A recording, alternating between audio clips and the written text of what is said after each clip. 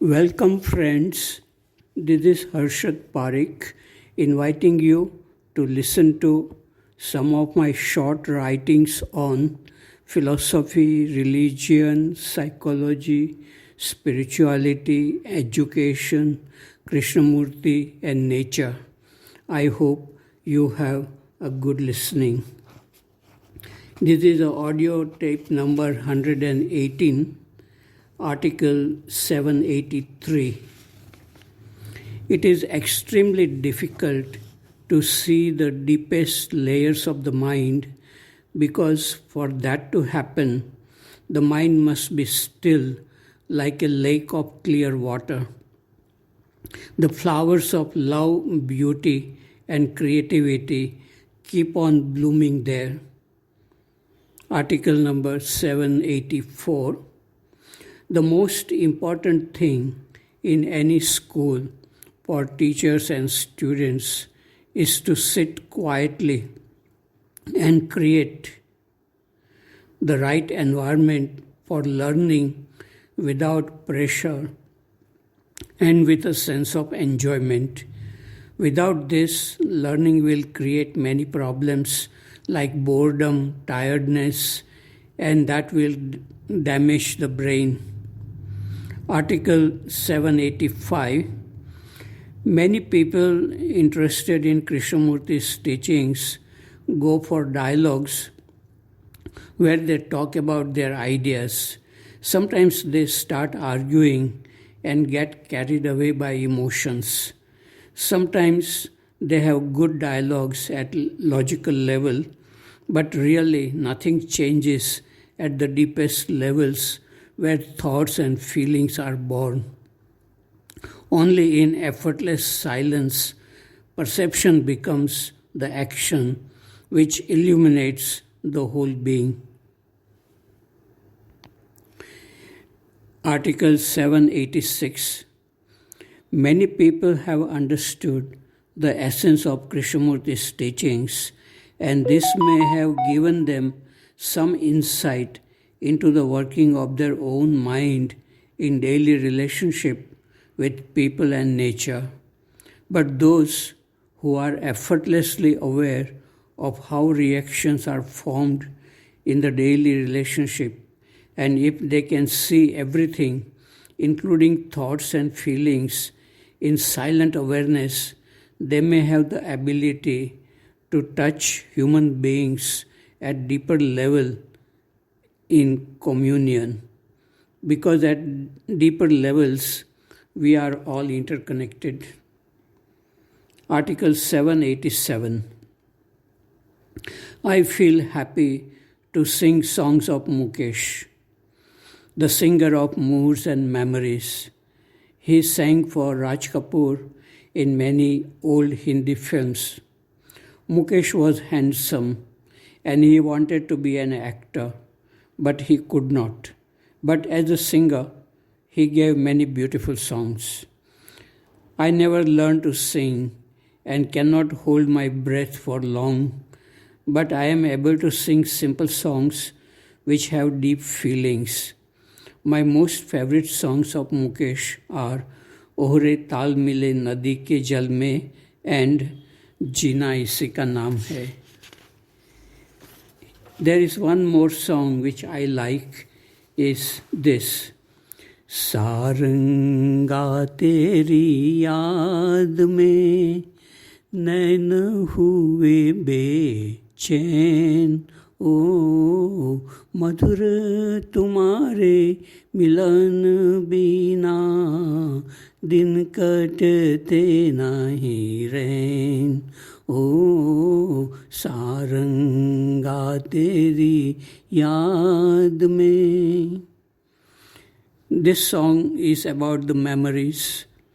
I have also beautiful memories and they are always welcome. 788. In small group dialogues this morning, one teacher asked, is it really possible to be free from problems like anger, jealousy, conflicts in relationship, etc.? I said, yes, it is possible if this is the most important thing in your life, then all your energy and attention will be directed to see how these problems come into existence at the moment they arise. Every disturbance in your life becomes an opportunity to learn about your inner world. Very few people are deeply interested in looking within.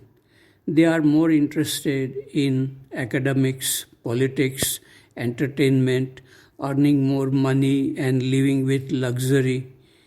In the history of humankind, many people are remembered for the freedom and the inexhaustible treasure they discovered within themselves. Their happiness was not from money, power, fame. It came from clear understanding of their own mind.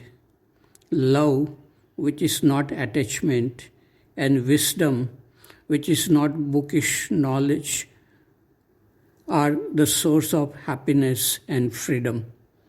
Yes, it may be frightening to look within, and it is easy to escape from looking within. But as long as we escape from our own inner world, there is no possibility of freedom and happiness beyond the duality of pleasure and pain. Article 789. There was a staff meeting on Wednesday. Mr. Narayan read Krishnamurti's article on meditation. He wanted to know our thoughts on this article because he felt that there was something of scientific interest in the article. I said, I don't think there is anything scientific in this article. Science deals with physical things. This article is of psychological nature. Science uses measurements and previous knowledge to expand its boundary. This article goes beyond science. It deals directly with the dynamic nature of what is. In meditation, learning is from moment to moment without any judgment or interpretation of what is observed. Mr. Narayan asks, does training in science help us in understanding the nature of mind?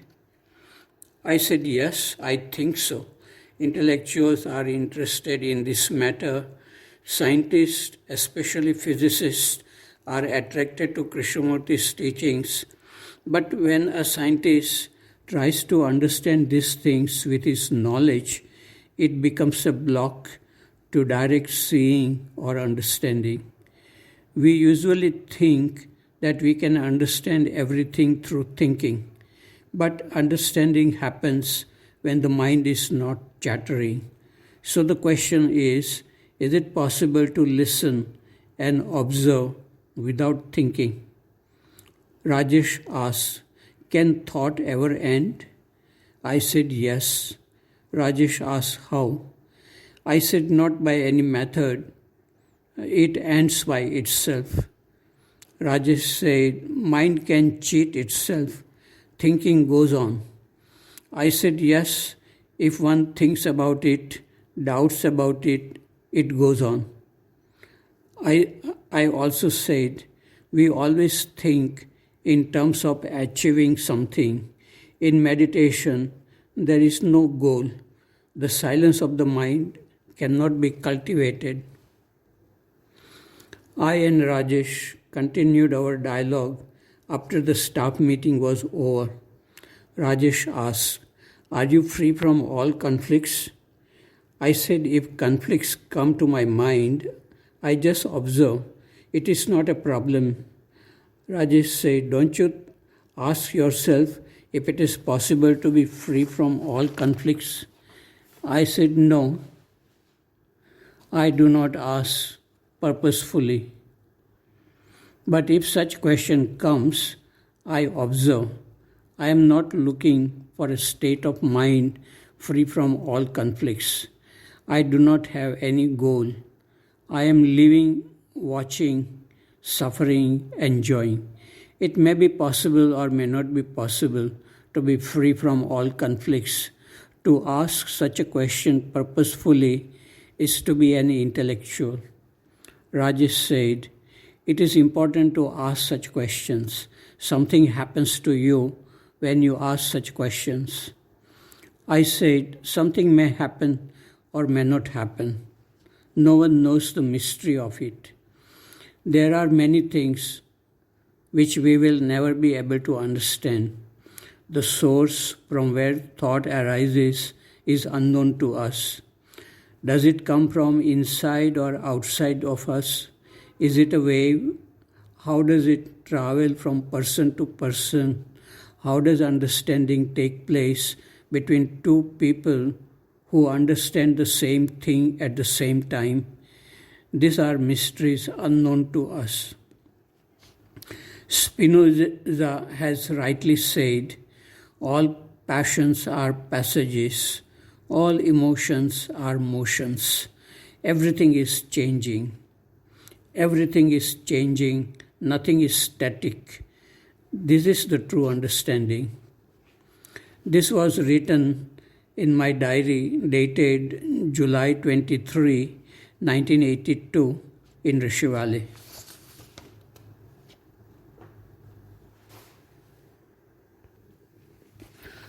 Article number 790.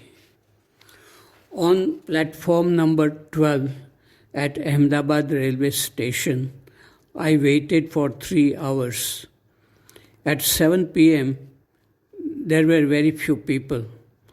A beggar in dirty clothes and matted hair was walking here and there without any purpose.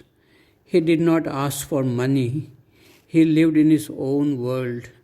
Sometimes he picked up a dirty newspaper and tried to read. He spoke to himself loudly. He smoked half-burnt beedies thrown by passengers. He lay on the platform reading a piece of dirty paper and smoking. A man working at the tea stall came with a long stick to frighten the beggar. He laughed, and the beggar tried to put him away by gesture of his hands. The man went away laughing, and the beggar was relieved. He was slowly dying. His bones were clearly visible, though he was young. He had no friends, no house, no food. He lived like an animal. What made his life like this?